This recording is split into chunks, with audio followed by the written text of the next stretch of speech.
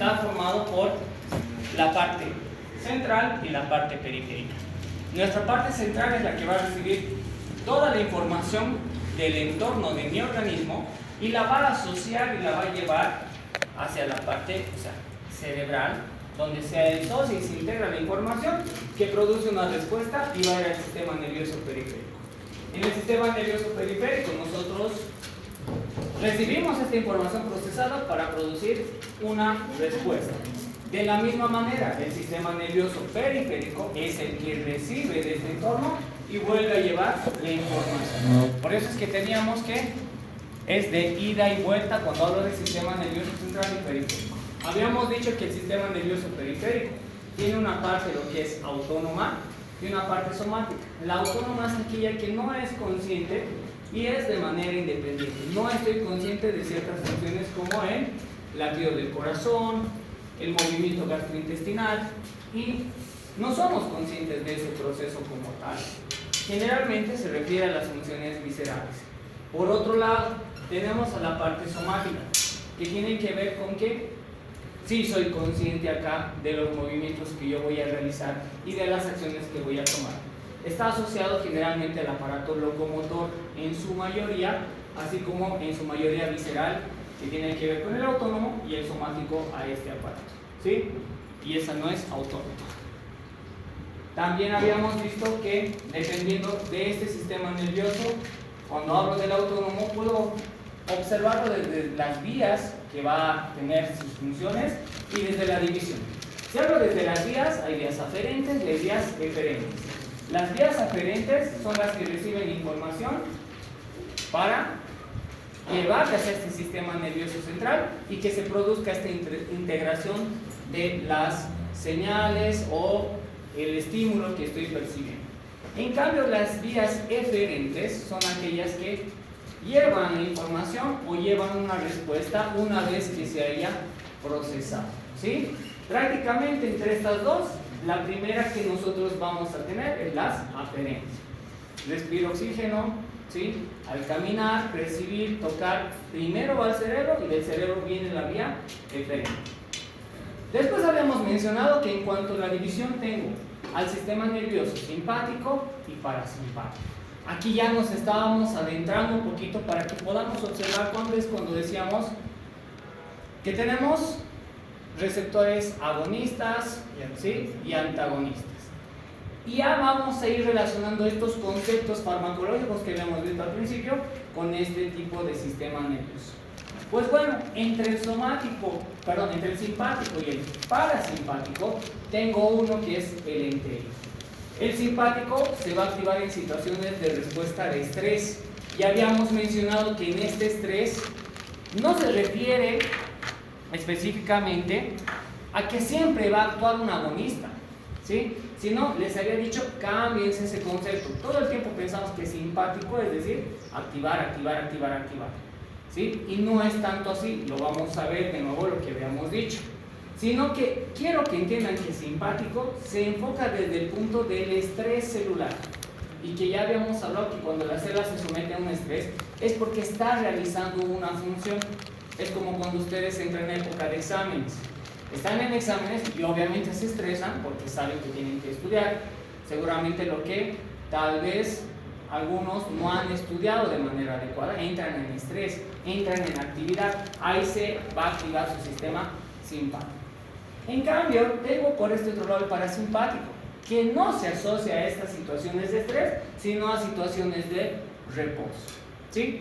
El parasimpático se activa cuando yo estoy calmado. Y no es que no se vaya a activar. Por ejemplo, cuando hablo de esto y hablo a nivel visceral, y el estómago se metaboliza, empieza a hacer el peristaltismo, a degradar los alimentos, a llevar ese alimento del estómago al intestino delgado. ¿Cuál creen que se activa? ¿Simpático o parasimpático? El parasimpático. ¿Pero por qué? Por eso les digo, no piensen que siempre un organismo se activa cuando hablo simpático. Como el ejemplo que estoy tratando de exponer, el estómago funciona con el sistema parasimpático. ¿Por qué? Porque estoy en una situación de reposo, ¿sí? Si estoy comiendo, ¿sí? Es porque seguramente mi estómago dice, ok, ahora hay que digerir, entonces no hay una situación de estrés como tal. El estómago lo va a digerir, se activa el parasimpático y empieza este mecanismo de digestión. En cambio, si estuviera hablando del estómago, pero a nivel simpático, el estómago deja de funcionar, se inactiva. ¿Por qué? Porque dice, yo no necesito ahorita digerir, eso es lo secundario. Yo necesito metabolizar azúcar, necesito hacer otra cosa, ya después voy a digerir, porque están en estrés. ¿Me explico? Entonces, vamos a tener mucho cuidado con eso. Y hablar del sistema entérico en una de estas divisiones tiene las dos características, tanto simpática y parasimpática. Y claro, como dice la diapo, estas son opuestas, ¿no? En estrés, lo contrario de reposo. En cambio, el entérico va a estar conformado por estas dos. Tiene tanto fibras simpáticas y fibras parasimpáticas, ¿sí? Y eso es, como decía la colega, que en un experimento de una persona habían quitado las fibras simpáticas y se suponía que quitando las simpáticas ya no debería funcionar el sistema entérico, pero seguía funcionando. Al contrario, habían cortado las parasimpáticas y se habían activado las simpáticas. Entonces, al día de hoy todavía sigue habiendo funciones del entérico que no están tan así limitadas. Todavía se sigue estudiando, pero sí se entiende que el sistema entérico tiene fibras simpáticas y parasimpáticas. Entonces, en esta diapositiva estamos entendiendo lo siguiente. Cuando hablo de simpático, vamos en orden. Hemos dicho que estamos hablando de situaciones de estrés. Por lo tanto, cuando se dilata la pupila, eso también les había dicho la anterior semana, cuando se estoy redundando un poco es porque algunos no estuvieron. Se dilata porque uno está alerta o no, está expectante y dice, bueno, no sé, con la pupila dilatada para ver realmente qué es lo que está ocurriendo alrededor. Se dilata la pupila con el síntoma. En cambio, si estoy medio así, algo así, el parasimpático cuando estoy en reposo hace que mi pupila se contraiga. ¿Sí? Vamos a hablar de los pulmoncitos. En los pulmones, cuando se activa el sistema nervioso simpático, no es que se contrae el pulmón, sino dice, estoy en una situación de estrés y necesito oxigenarme más, porque si no me va a dar falta de oxígeno. Entonces, empieza a relajar los bronquios para que haya más entrada de aire, cosa de que es contrario en el parasimpático. Se contraen los bronquios. Se contraen porque no es necesario oxigenar tanto. Estoy en un sistema de reposo, en una respuesta de reposo. ¿Qué pasa con el corazón? Que es el ejemplo que siempre utilizamos. El simpático es la respuesta de estrés. Entonces, como han visto alguna vez, de lucha y huida. Entonces, si es lucha y huida, situación de estrés, acelera el corazón, ¿sí? Cuando se ponen nerviosos, están estresados, empiezan los nervios y el corazoncito empieza a aumentar la cantidad de latidos. En cambio, el parasimpático hace que se reduzca el latido cardíaco, se va a disminuir. Entonces, son detalles que ustedes deben observar y que, claro, esto no me voy a tomar de decirles órgano por órgano hasta más adelante, tienen que saberlo, no memorizarse, es utilizar un poquito y la clave está en eso que acabamos de decir, por eso soy muy empático con esto. Quiero saber si algún órgano, ¿sí?, se va a activar o desactivar, va a funcionar o no. Tengo que tener muy claro este concepto de simpático y parasimpático. ¿Ok? Así como estamos diciendo, ¿qué pasa con el ojo? ¿Qué pasa con el corazón? ¿Qué pasa con los pulmones? ¿Sí? A ver, y les había dicho también lo de la vejiga. ¿Sí? En la vejiga, el simpático está relajado. Pero si es simpático, ¿no estaría haciendo la constricción? No, está relajado, porque ahorita no es prioridad contraer la vejiga. ¿Cuándo contraer la vejiga? cuando estás en reposo, cuando van al baño. ¿Relajan o no? ¿Es reposo o no es un reposo cuando están miccionando?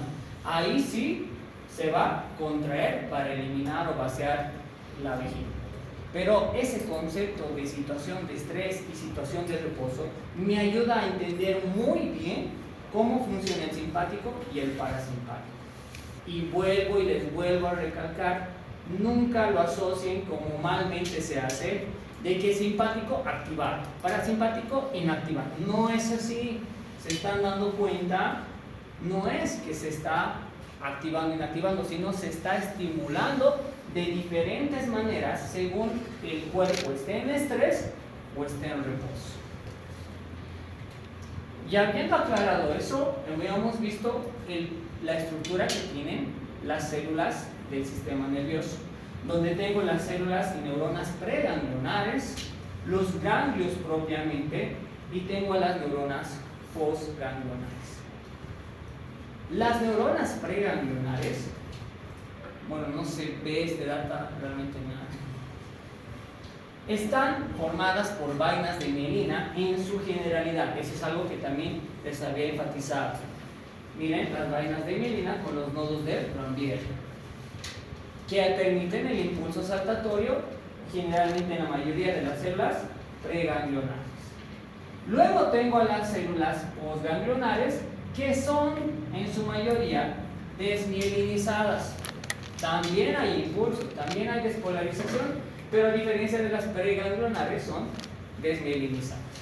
Y en la parte ganglionar estoy viendo la conexión de la pre y de la post, de esta neurona preganglionar y de la neurona postganglionar, donde voy a encontrar los distintos tipos de receptores. Receptores que hoy día vamos a tenerlo muy claro, cuáles son las funciones de todos estos tipos de receptores del sistema nervioso autónomo, ¿sí? Entonces, empieza un impulso preganglionar, todavía sale del sistema nervioso. Va a pasar por un ganglio, donde va a intercambiar y va a llevar la información. La neurona postganglionar recibe esta información y va a llevar a hacer el efecto, según la información, a el órgano efector, ya sea un músculo, una célula, una glándula, ¿sí? Donde sea necesario. Por lo tanto, vamos a hablar del sistema simpático a nivel preganglionar y del sistema parasimpático también a nivel preganglionar. Cuando hablo, estimados, un ratito, ¿pueden ver de atrás esto? Porque yo veo de aquí cerca.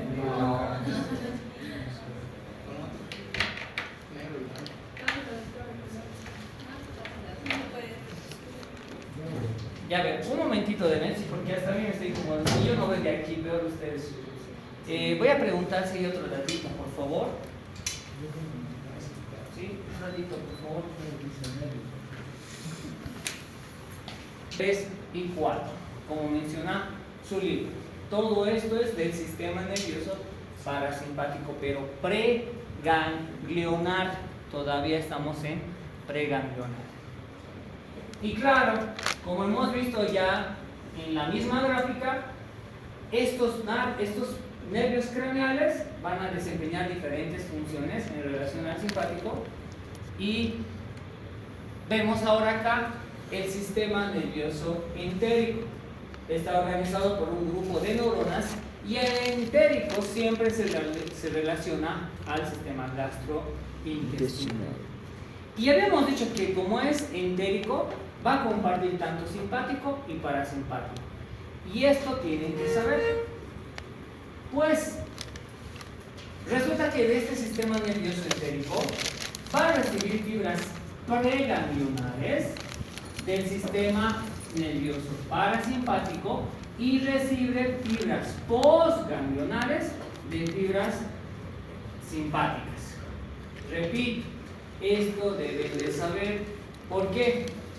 Si hablamos del sistema nervioso entérico y hablamos de las neuronas o las fibras preganglionares, están formadas por el sistema parasimpático. Pero si digo del sistema está formado por células postganglionares, estamos hablando del simpático. Cuidado, se equivoquen acá. parasimpático y postganglionar simpático. Entonces, estas van a estar involucradas en estas funciones, tanto motoras y secretoras. Por eso está compartiendo todo esto.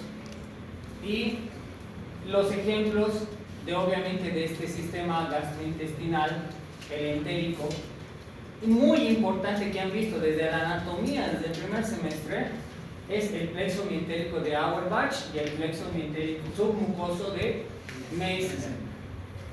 Y para recordar un poquito, habíamos visto que hay el plexo mientérico de Auerbach y el de Meissner. El mientérico está situado entre las capas longitudinal y circular, y el submucoso o de Meissner está situado debajo de la submucosa. ¿Cuáles son las funciones de estas? Esto ya es un pequeño plus, porque tengo que entender, obviamente tengo que saber, porque ahorita, ¿se acuerdan alguien cuál es la función del mientérico de Auerbach? Peristaltismo, muy bien. ¿De Meissner? Muy bien. Entonces,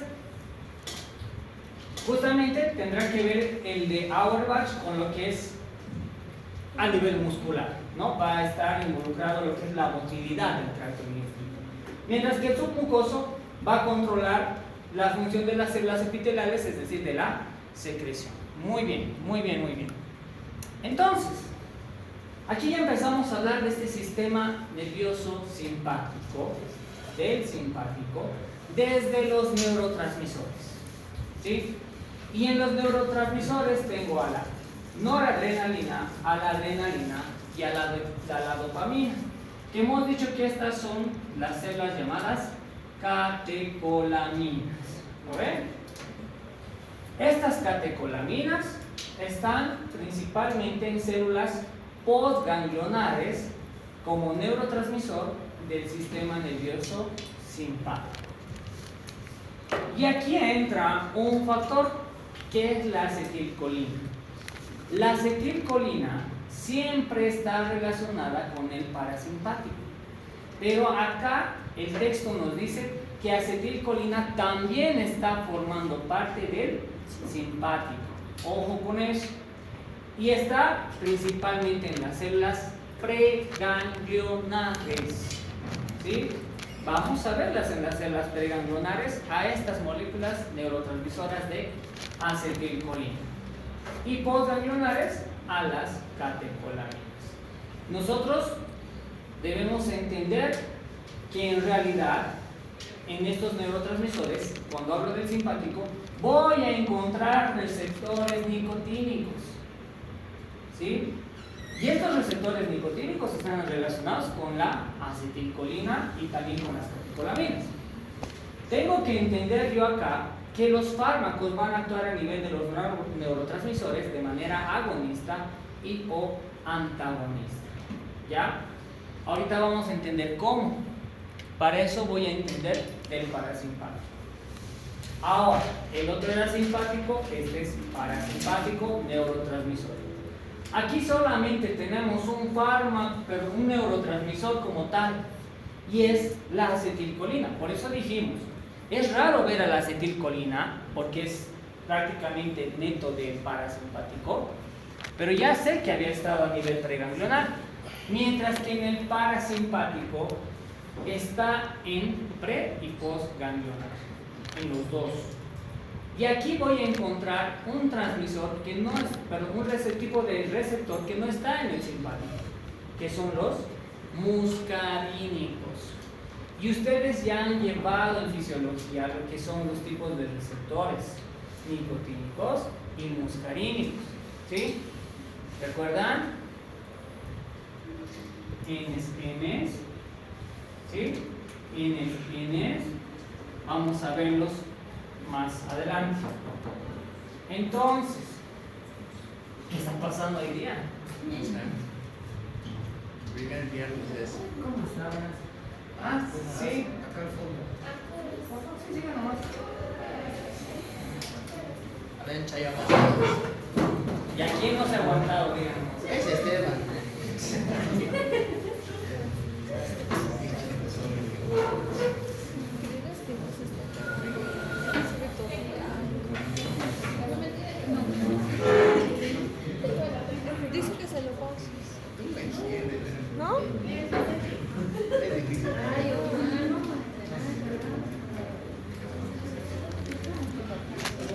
Muchísimas gracias.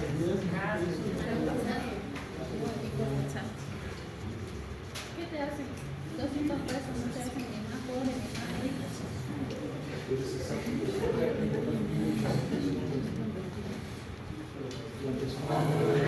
Pero no comida. Ya, a ver, ya que me hagamos el estrés.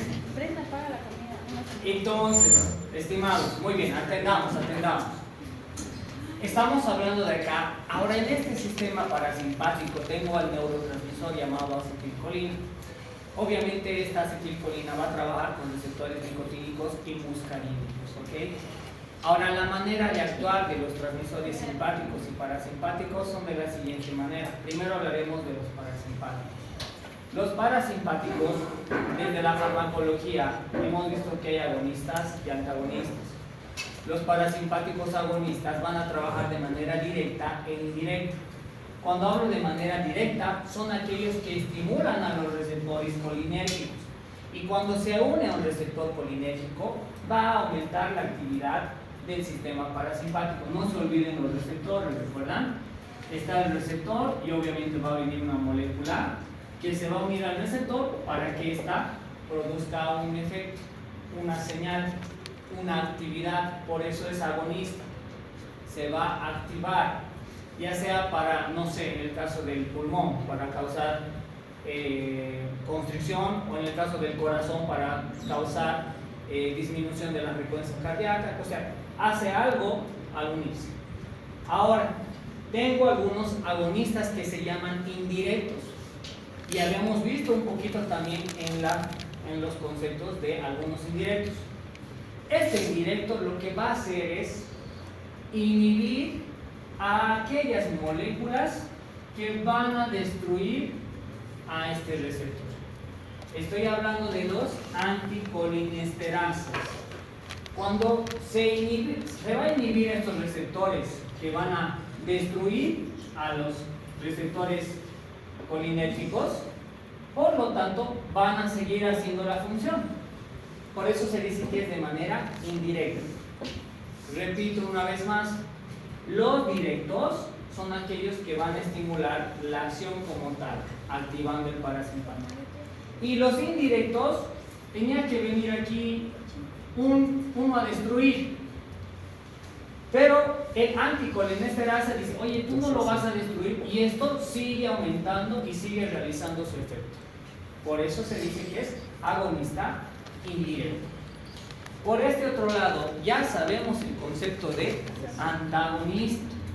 ¿Y el antagonista quiere estimular al parasimpático? No. Aquí sí vamos a encontrar a los anticolinérgicos. Y en este caso, en este ejemplo, volviendo al tema del receptor, y que tiene que dice la molécula, el anticolinérgico o va a actuar acá, o va a actuar acá, ¿sí? O va a actuar a otro nivel para evitar que haya esta unión y se produzca el efecto parasimpático. Por eso es un antagonista anticolinérgico, ¿sí? En fin.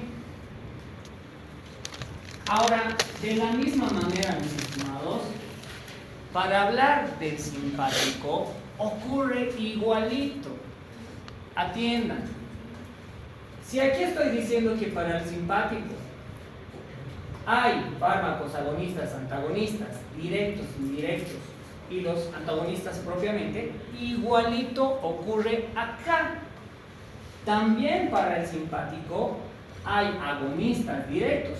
Si son agonistas directos, van a aumentar la actividad de la noradrenalina, adrenalina y dopamina, como estamos viendo. También hay agonistas indirectos de estas catecolaminas.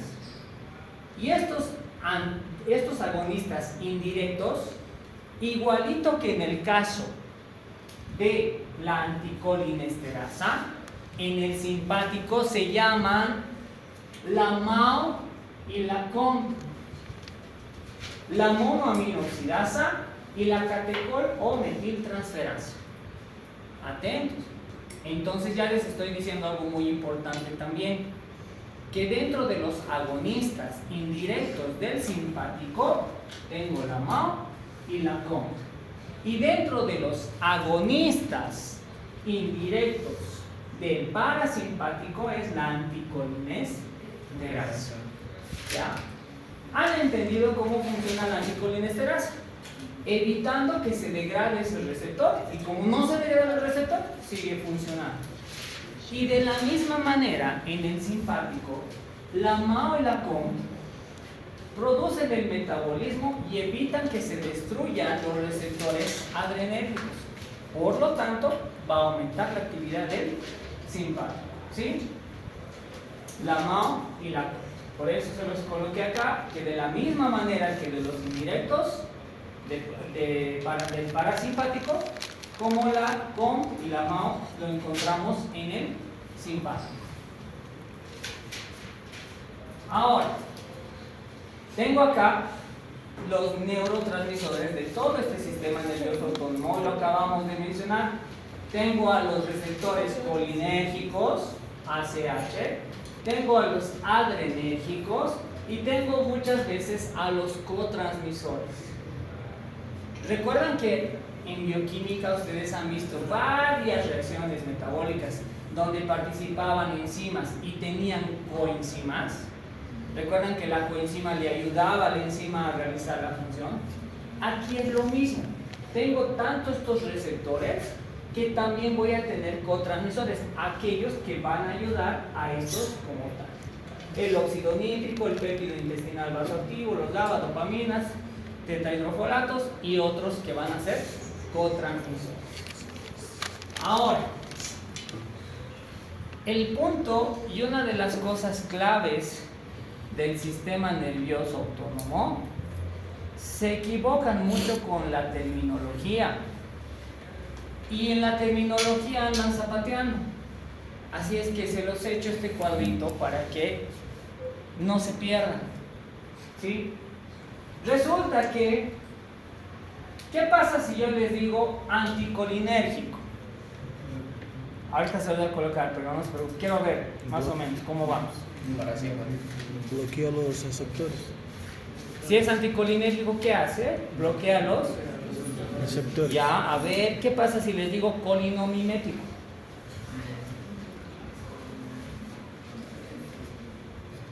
¿Qué pasa si les digo simpaticomimético? Estimulación. ¿De qué? ¿De Acetilcolina. simpático? Simpático. Ya. ¿Qué pasa si les digo colinomimético? Estimulación, activación. Ese es el gran problema, porque nuestro texto muchas veces nos dice las mismas cosas, pero de diferente forma. ¿Sí? Es como hablar de sobrenombres u otros nombres que va a tener. Entonces, este cuadrito un poquito les va a ayudar, yo creo que les va a ayudar mucho a entender cuando hablo de parasimpático y simpático. Resulta que cuando hablo del parasimpático tengo receptores colinérgicos, que quieren decir que son receptores de acetilcolina. Y claro, lo estoy diciendo, la acetilcolina es el neurotransmisor del parasimpático.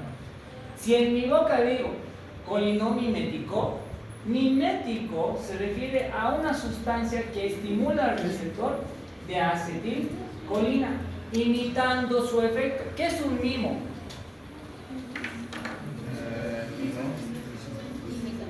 Bueno, hace que mediante señas trata de imitar, simular, ¿no es cierto? Simula que tiene una pared, una ventana, hace mimas. Entonces, los colinomiméticos simulan la acción a través de sustancias de los receptores de acetilcolina. Simulan, no son receptores directos, sino van a simular la acción. Eso es colinomimético. Lo contrario, los anticolinérgicos van a ser aquellos que van a bloquear el efecto de esta acetilcolina. Anticolinérgicos. Tengo los parasimpaticomiméticos, que van a estimular el efecto del parasimpático.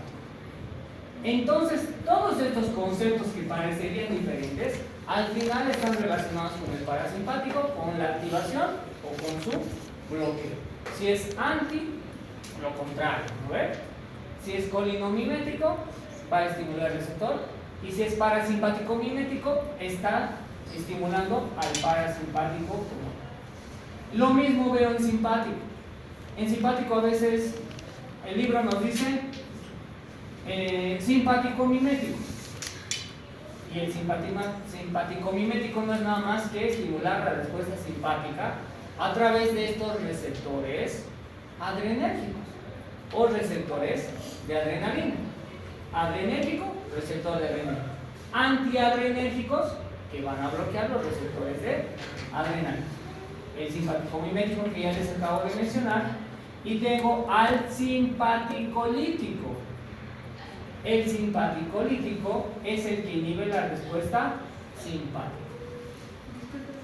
¿Sí? Y sería parasimpático, ¿no? Porque dice simpático mimético. Y abajo también simpático mimético. ¿De estos? Sí. Ah, sí, pero aquí está el par. Son diferentes. Sí, no, está bien. Es que a veces están juntos y a veces te lo corrigen, pero sí está bien la observación. Gracias. No está bien. Entonces, así como vemos, esto me va a ayudar bastante, porque a veces decimos directamente, oye, así el simpático mimético no ves activado, y pues, híjole, simpático mimético, sí, y ahí nos perdemos, ya nos da flojera, ya no quiero avanzar más en fármaco, y qué feo es fármaco. Porque no es simpático, pero aquí está, ¿sí? Simplemente se refiere a la estimulación del sistema simpático. Cuando ustedes dominen estos conceptitos, ya nadie les va a poder chamar, ya no les van a engañar en este sentido, ¿ok? Entonces, denle una ojeadita a estos conceptitos, que al final son diferentes terminologías, pero todos están apuntando simpático y parasimpático. Y vuelvo a repetir lo que les dije al principio de la clase, todo se resume en que tengo que saber que el simpático es estrés y el parasimpático es reposo. Y bien, ahora sí, voy a ver desde los receptores colinérgicos. Estos receptores colinérgicos de neurotransmisores del sistema nervioso, fíjense las características que también deben de saber. No sé si con la colega vayamos a considerar, pero bueno, a todos los grupos los vamos a mencionar. ¿De qué se trata? Los colinérgicos, hemos dicho que están formados por el neurotransmisor acetilcolina. Y la acetilcolina hemos dicho que está en la parte simpática y parasimpática. ¿Qué hemos dicho de la acetilcolina? Que en el simpático está en el pre o postganglionar. Preganglionar. Aquí está. Y en el parasimpático está en el los dos. Está tanto en el pre y está en el postganglionar. ¿Sí? Entonces, eso es en relación a los receptores de acetilcolina. Fíjense ahora otro detalle, estimados. En este cuadrito, si lo detallan bien, vamos a ver bien las cosas. El receptor del simpático preganglionar tiene un receptor nicotínico para acetilcolina. En el parasimpático también tiene un receptor nicotínico para acetilcolina, pero el postganglionar tiene un receptor muscarínico para la célula neurona postganglionar del parasimpático. Mientras que en el simpático, como hemos dicho, solamente se va a ubicar la acetilcolina preganglionarmente hablando. Y cuando hablo de la segunda neurona ya no tengo a acetilcolina, ahí voy a tener los receptores alfa y los famosos receptores beta. De todo el tiempo, alfa y beta, estamos hablando para los neurotransmisores, adrenalina y dopamina. ¿Sí? ¿Qué característica más les llama la atención?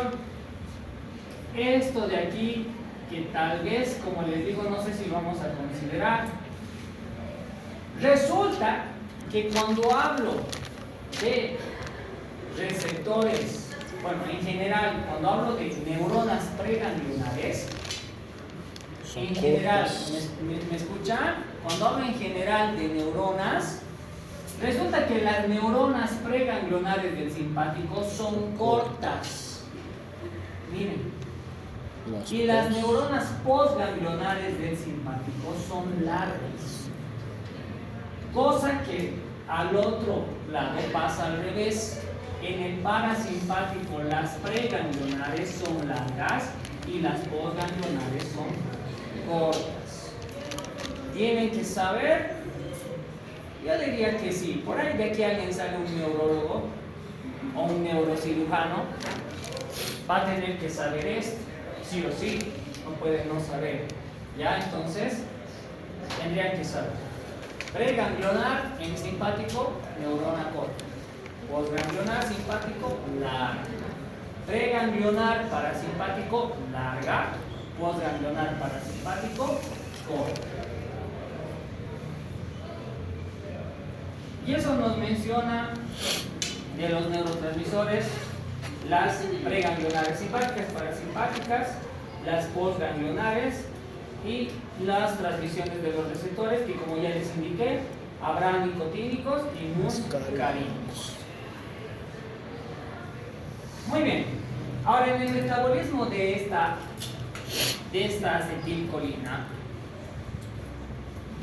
¿cómo es que viene la acetilcolina a participar de esta neurotransmisión? Primero tenemos que entender que la acetilcolina se debe sintetizar. ¿Cómo se sintetiza la acetilcolina? Sencillo. La mitocondria va a liberar lo que es la acetilcoenzima A. Ustedes ya conocen la acetilcoenzima A. Esta acetilcoenzima A se va a unir a una molécula de colina. Los dos, la acetil y la colina, la acetil y la colina se unen, ¿sí?, por una enzima y vamos a formar la molécula de acetilcolina. Y en el hoy, acetil con colina, acetilcolina. Y esta va a formar una pequeña vesícula que se va a encapsular, ¿sí?, y va a ser transportada hacia la membrana de mi querida célula. Y por procesos de liberación, cuando se aumente la polaridad de la membrana neuronal, cuando haya aumento de la concentración de calcio, se despolariza y libera mi vesícula de acetilcolina. La acetilcolina va a ingresar a este espacio o hendidura sináptica y va a unirse a un receptor. Cuando mi acetilcolina se une al receptor, se va a hacer y se va a dar lugar a la actividad que la acetilcolina va a hacer, ¿no? En este caso puede ser parasimpática. Entonces, ¿hasta qué momento? Porque no toda la vida va a estar activado, ¿no ven? Llega un momento donde el receptor falla o va a venir otra molécula, va a destruir. Pero tiene que no estar activado todo el tiempo. Entonces, ahí es donde viene la acetilcolinesterasa. ¿Qué va a hacer la acetilcolinesterasa? Simplemente va a dividir al grupo colina de su acetil, liberando un acetato que se va a eliminar. Y esta colina otra vez va a ingresar dentro de la neurona para ser reutilizada. ¿Quién hace la unión del grupo acetil con la colina? Es la enzima llamada acetiltransferasa de colina. Y de esta manera tengo este tipo de liberación, ¿no? Y bueno, se unió, se formó la acetilcolina, se liberó la acetilcolina y ya una vez en el receptor se da lugar de la destrucción de la acetilcolina y la recaptación de esta colina y la eliminación de este acetato. Y así sigue y todo esto está ocurriendo en nosotros.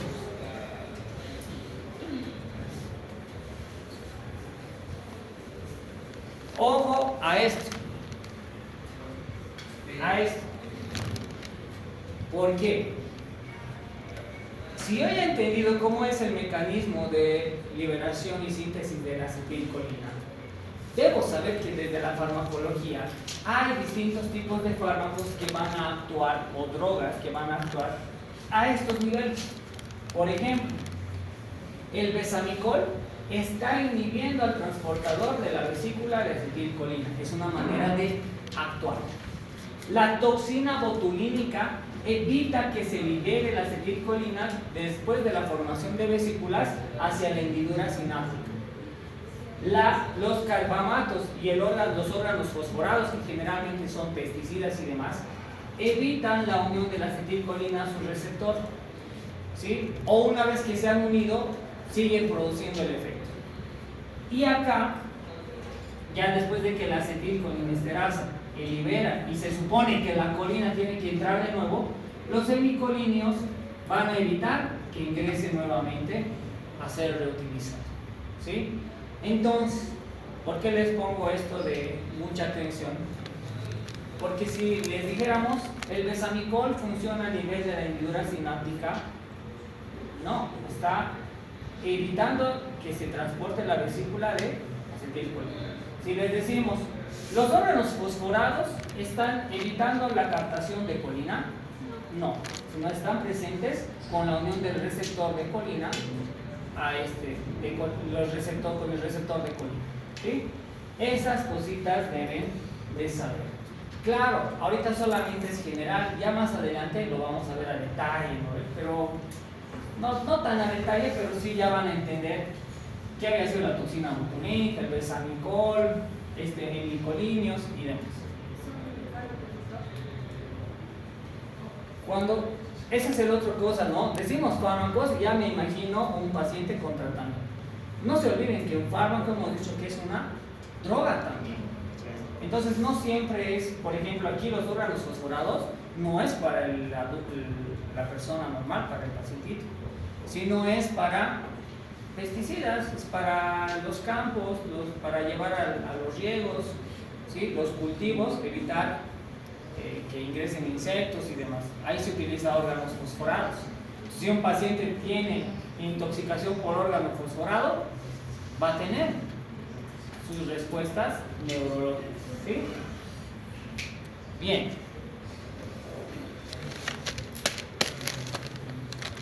Ok, les voy a dar 10 minutitos, por favor, estimados, son las 6:30. Un pequeño break. ¿Ya? Hasta las 6:40. Ok, no voy a apagar para que no se duerman esta vez. No se ve bien.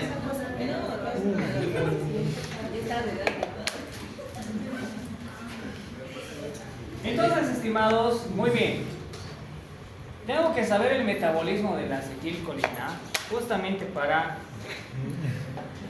ver en qué momento van a actuar los fármacos como tal, ¿sí? Y les he dicho, ojito con esto, porque obviamente es generalidad del sistema nervioso autónomo y tengo que saber qué fármaco va a actuar a qué nivel de este metabolismo. Ahora, aquí se viene lo bueno. Pues resulta que vamos a hablar de estos receptores de acetilcolina y obviamente tenemos a los receptores nicotínicos. Dentro de estos receptores nicotínicos tengo a estos que están regulados por la apertura de los canales de iones, ¿sí? Son canales iónicos. Y como ustedes ya saben, un canal iónico recibe un neurotransmisor y permite que este canal se abra para que ingrese cierta molécula. Esta es la manera en que actúan los receptores nicotínicos a través de los canales iónicos. Y que pueden ser de 3 tipos. Primero, el muscular, que tiene que ver con la unión neuromuscular. Segundo, el ganglionar, que está relacionado en la transmisión de ganglios simpáticos y parasimpáticos. Por eso hemos dicho que a nivel ganglionar hay pre y post. Y tercero, el que se ubica en el sistema nervioso central, que está disperso a través de la masa cerebral en el cerebro. Estas 3 que estamos mencionando se relacionan con el control de ¿qué? La memoria y atención, la vigilia del sueño, movimientos voluntarios y el dolor y la ansiedad. Ahorita van a entender bien por qué. Pues resulta que estos receptores nicotínicos de la acetilcolina se localizan como NN y NN. En cuanto a las NN, son neuronas de las terminales colinérgicas presinápticas, NN. y que dan lugar a la apertura de los canales de sodio, potasio y a la despolarización. Las NM, nicotínicas o muscarínicas, son placas terminales neuromusculares del músculo esquelético y dan lugar a la apertura también de los canales de sodio, potasio y la despolarización. Lo que tienen que saber es que esta está en presinápticas colinéticas y esta está en placas terminales neuromusculares. ¿Y cómo funcionan estos receptores? ¿Sí? Hemos visto también en la parte de el anterior tema, cuando hemos hablado de farmacodinámica, estos segundos mensajeros asociados a la proteína G. Y aquí se vuelve a ver, porque obviamente el sistema nervioso. Miren que a nivel muscarínico, esta proteína G vuelve a actuar como segundo mensajero, ¿recuerdan? ¿Sí? Que va a llegar, pero no es directamente, sino que va a venir un segundo mensajero a realizar ese efecto de la proteína G. Y eso es lo que habíamos visto en farmacodinámica. La proteína G prácticamente es un mediador, ¿sí? Por eso se dice que es segundo mensajero para realizar una acción. Atentos.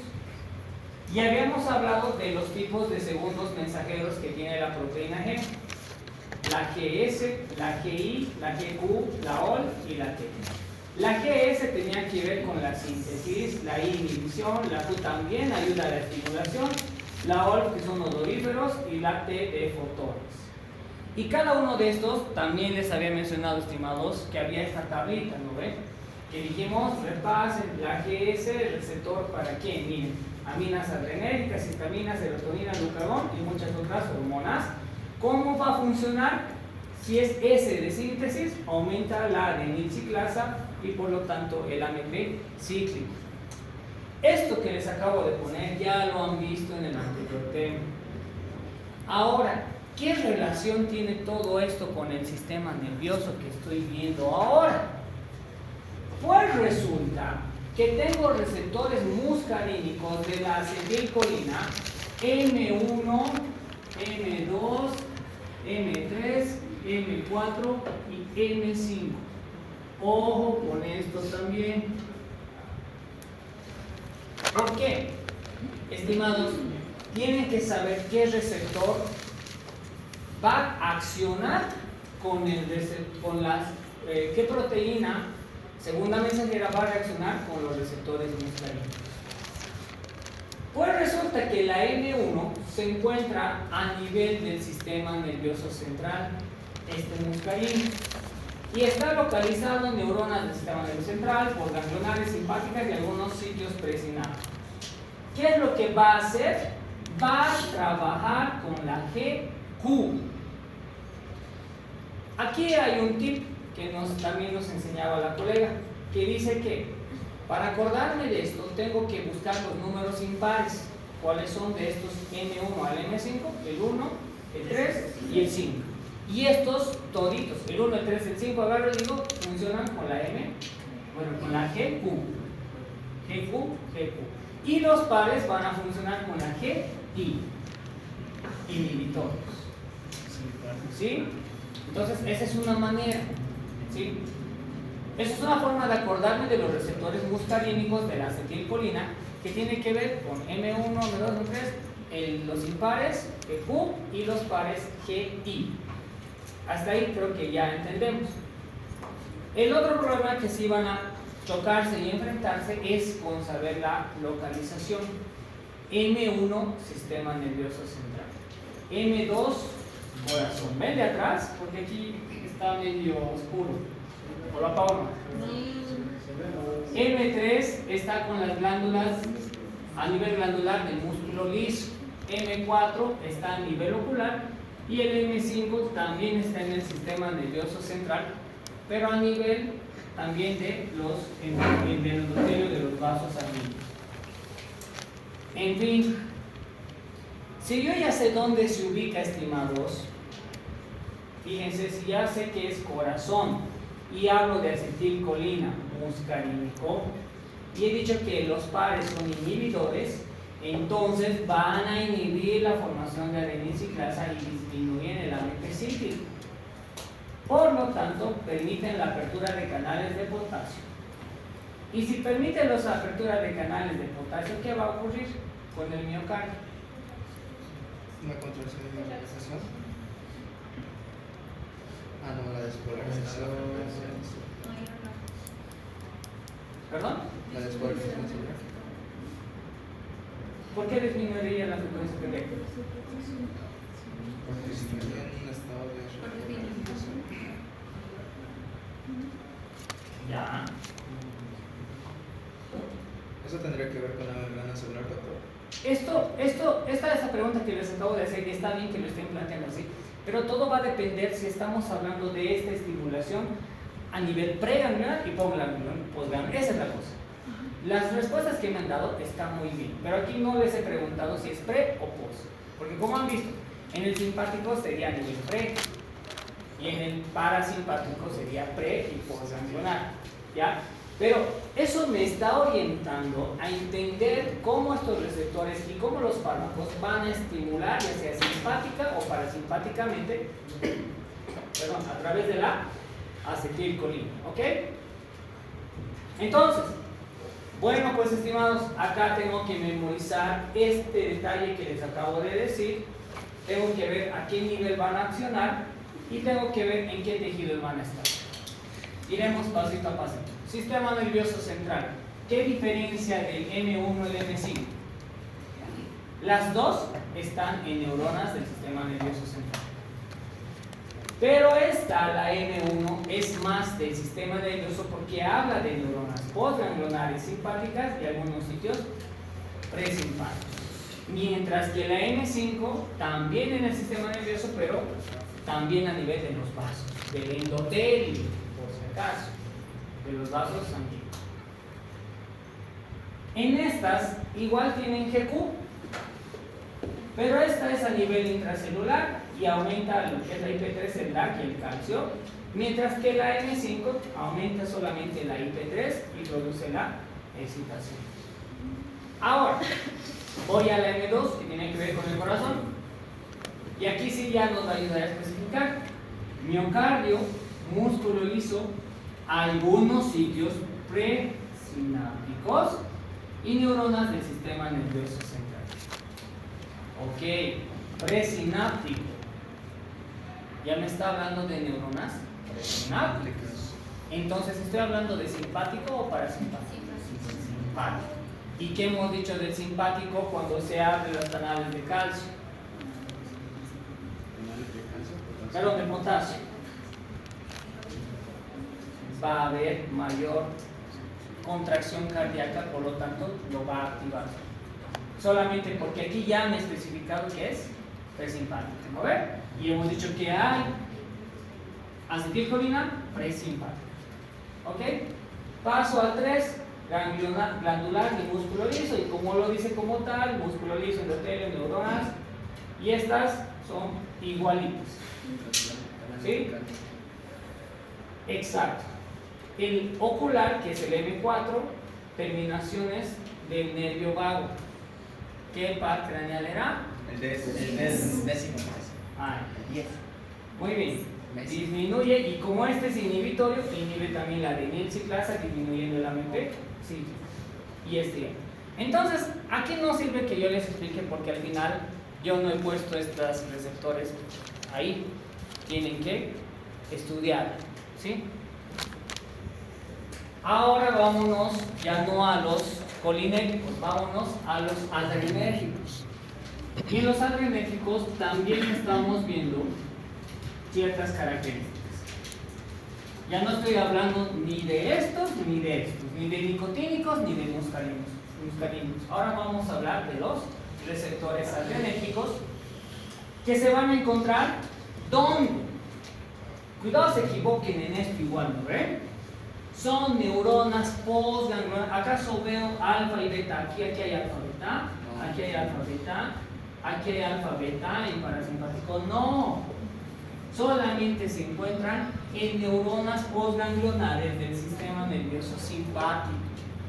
¿Quiénes? Los receptores alfa y los receptores beta. Ok. Y hemos dicho que los receptores alfa y los receptores beta están más en relación de las catecolaminas. ¿Cuáles son las catecolaminas?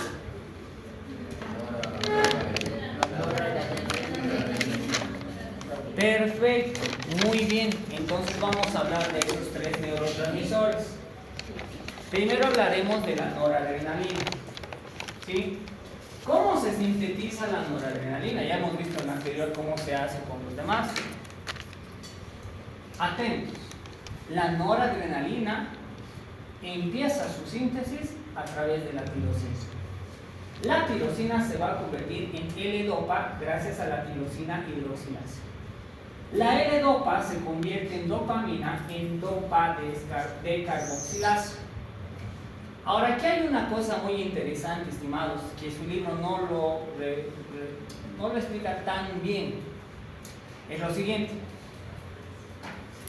Ustedes sabían, ¿qué me han dicho que son las catecolaminas? Adrenalina, noradrenalina y dopamina. Y aquí veo dopamina y noradrenalina. La pregunta aquí es, ¿por qué estamos hablando de síntesis de noradrenalina y está la dopamina presente? Atiendan, el sistema nervioso, el organismo como tal, va a tener a nivel neuronal sitios para dopamina, como me lo han dicho acá, y va a tener sitios para noradrenalina. Ahora la pregunta es, y doctor, ¿cuándo hay dopa? Porque si hay dopa, ¿por qué directamente esto no se encapsula y sale como dopamina? Y porque ahora nos está mostrando acá que tiene que ser de dopa a noradrenalina, que también es catecolamina, también es neurotransmisor, ¿sí o no? Uno se pregunta eso y dice, ¿y por qué directamente si hay dopa y no sale? ¿Acaso no es lo mismo? No es lo mismo. Los dos sí son neurotransmisores. El punto, ¿saben dónde está, estimados? ¿En qué lugar del cuerpo está? Ese es el punto.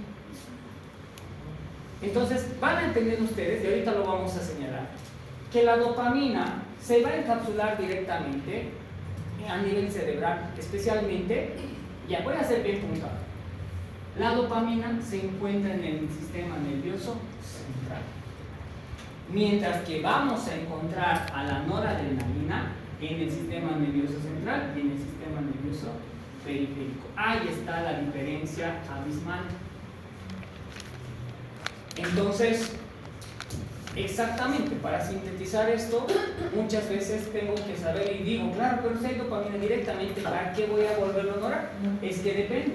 Si voy a hablar de esto, voy a encontrar noradrenalina en los dos. Pero si hablo solo de dopamina, olvídense de que haya dopamina en el sistema nervioso periférico, solo la dopamina está en el sistema nervioso central.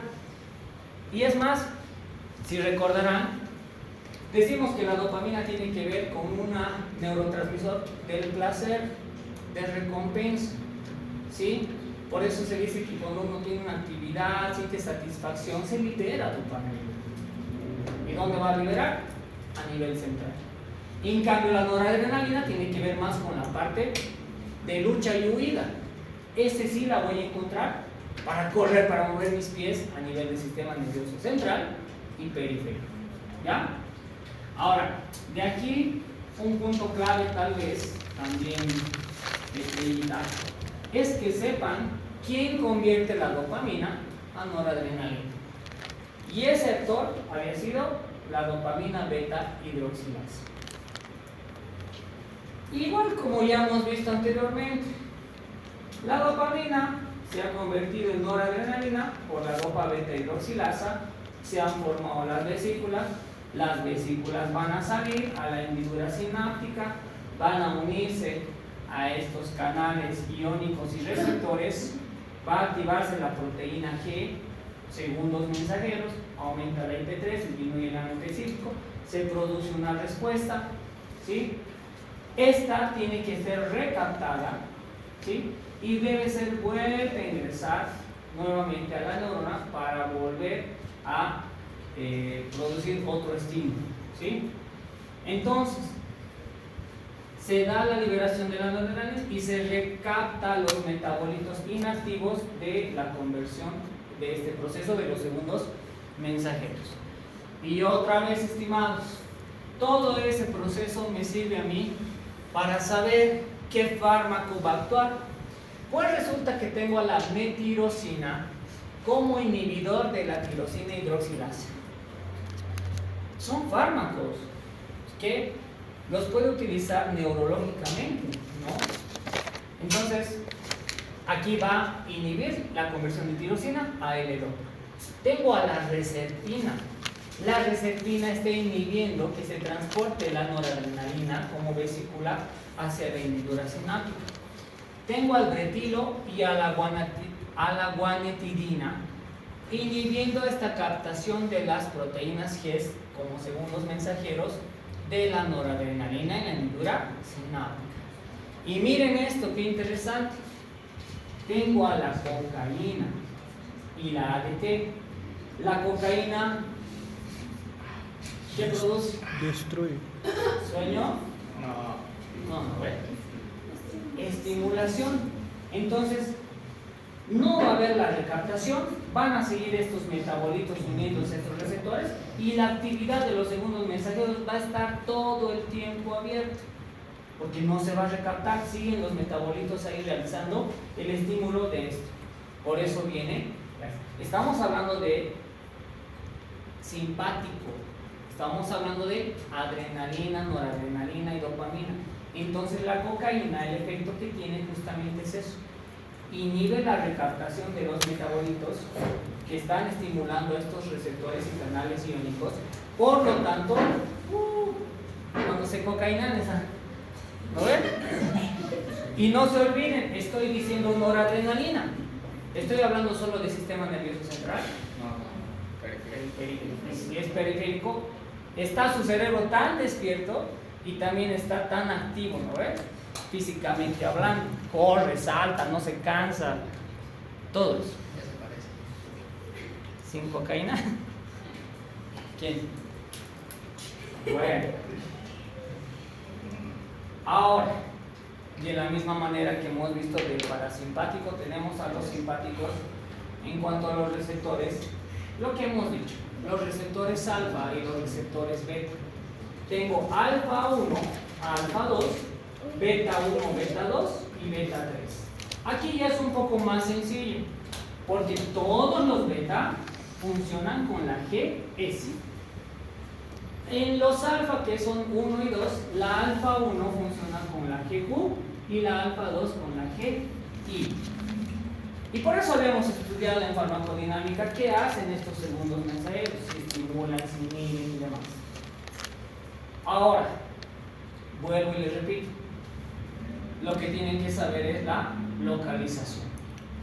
Los receptores alfa 1 se encuentran en células efectoras postsinápticas. Claro, lo hemos visto en este cuadro, lo hemos dicho acá, no puede ser pre, siempre está postsináptica del simpático. En especial en estas del músculo liso. Ok, funcionan con la GQ. Las alfa 2 están en terminales nerviosas adrenérgicas presinápticas de plaquetas, linfocitos y músculo liso. Terminales nerviosas, cuidado se equivoquen que con que diga presináptica no se está refiriendo a ya la neurona en la parte efectora final. No es tanto así postsináptica. Acá está más que todo en relación de también con el músculo liso y con estas células que son de las plaquetas y los linfocitos, ¿ya? ¿Cómo podrían acordarse de esto? Bueno, como dice, prácticamente van a ser segundos mensajeros inhibitorios, inhibiendo la adenosina, inhibiendo el tricíclico. La acción que van a tener, ya les dije, no siempre que diga simpático es activar, sino va a ser lo contrario. En este músculo liso, simpáticamente lo van a inactivar. más o menos como que van a, claro, es lo que hemos dicho, ¿no ve? Disminuir el peristaltismo. Porque hemos dicho que el sistema gastrointestinal en simpático aumenta la actividad digestiva o disminuye. ¿Cuál es el parasimpático? En simpático disminuye. Porque hemos dicho que el simpático te dice, yo después nomás voy a digerir, y se activa el parasimpático. Ahora las beta, que esto todo el tiempo paran hablando, ¿no ve? Y siempre les gusta a los médicos en farmacología cuando te hablan de fármacos. Se activa estos, los beta 1, los beta 2, ¿cuál? Que no sabes, ¿cómo no vas a ver y demás?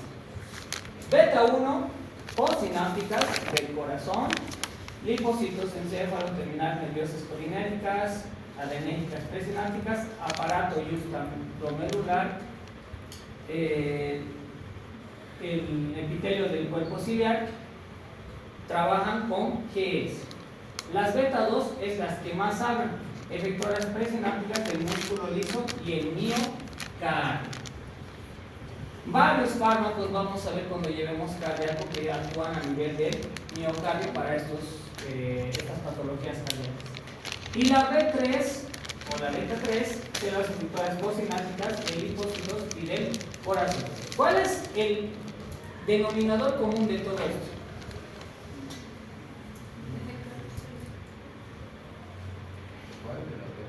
De las beta. No. ¿En qué órgano van a actuar? Eso, por eso siempre que hagan, siempre dicen beta 2, beta 1, beta 3, siempre más de beta 2, pero todo tiene con el corazón, miocardio y corazón. ¿Sí? Entonces debemos de saber, por favor, estimados. Y por último, lo que les venía diciendo. Aquí está el neurotransmisor de dopamina. Y la dopamina, ¿sí?, es de la misma manera. Lo que va a diferir del anterior que hemos visto es que no está la enzima que convierte la dopamina a noradrenalina. ¿Cuál era?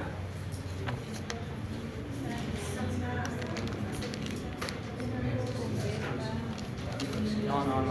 Dopamina, beta hidroxilasa. Es la beta hidroxilasa, ¿sí? Entonces, no está la dopamina beta hidroxilasa y todo va a ser lo mismo: tirosina, L-dopa, dopamina, y la dopamina se va a volver vesícula, ya no se convierte en noradrenalina y se va a liberar. Y ya les he dicho, lo principal es que esta es netamente del sistema nervioso central, ¿ya? Ese detalle también no se olvide. Igualito se libera al espacio, igualito los receptores, distintos canales van a actuar, ¿sí? Y se va a volver a recaptar estos metabolitos para volverlos a utilizar y formar nuevas vesículas de dopamina para seguir realizando la función. Pero la dopamina también tiene a otros receptores, ¿sí? Los receptores de dopamina que vienen de la D1 a la D5.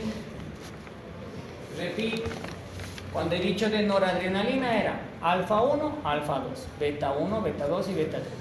Cuando hablo de dopamina, estoy hablando de receptores dopa 1, 2, 3, 4 y 5.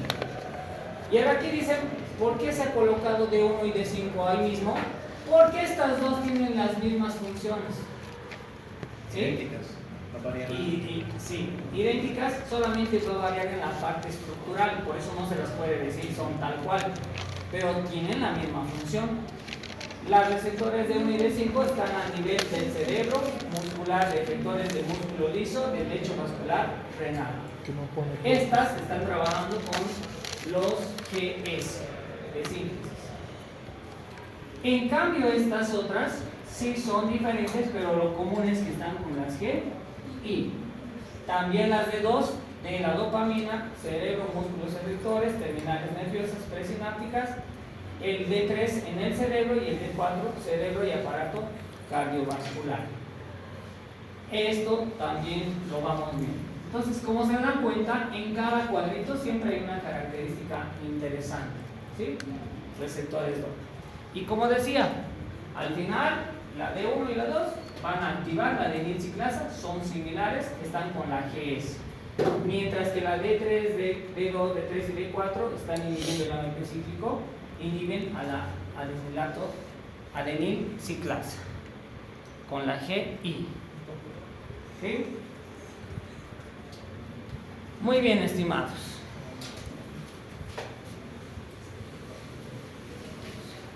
Lo siguiente que toca realmente ya es más analítico. Todo lo que hemos visto ahora se va a asociar. Así es que, ¿a qué hora salimos? Ya, atiendan por favor. Atiendan. Para la siguiente clase van a venir estudiando, repasando estas tablitas que hemos visto.